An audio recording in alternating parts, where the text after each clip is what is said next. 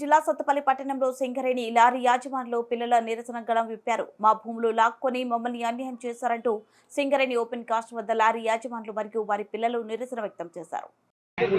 ఇక్కడ ఉన్న గౌరవనీయులైన పెద్దలందరికీ నా హృదయపూర్వక నమస్కారాలు. సార్, ఇక్కడ గత 20 సంవత్సరాల నుంచి ఇక్కడ చాలా మంది వ్యక్తులు లారీ అసోసియేషన్ మీదే తన ఉపాధిని కొనసాగిస్తున్నారు. కానీ 2-3 సంవత్సరాల నుంచి బొగ్గు లోడింగ్ అనేది ట్రైన్లకి పోతుంది. దానివల్ల లారీల వాళ్ళకి బొగ్గు అనేది లోడింగ్ ఇవ్వడం సరిగ్గా ఇవ్వట్లేదు. దీనివల్ల లారీ ఓనర్స్ అందరూ చాలా అప్పుల పాలయ్యారు.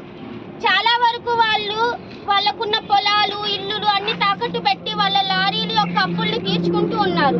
వాళ్ళ యొక్క ఫైనాన్స్లు కట్టుకోవడానికి, ట్యాక్స్లు కట్టుకోవడానికి, మరి ఇతర ఇంటి ఖర్చులన్నీ, వాళ్ళ పిల్లల చదువులకి, వాళ్ళ ఇంట్లో ఉన్న ఖర్చులన్నిటికీ వాళ్ళు ఎక్కడి నుంచో అప్పులు తెచ్చి కడుతున్నారు.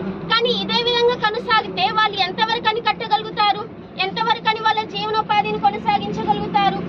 చాలా వరకు ఇక్కడ చాలా మంది తల్లిదండ్రులు ఉన్నారు. వాళ్ళందరూ వాళ్ళ పిల్లల్ని ఏ రకంగా పోషించగలుగుతారు? కావున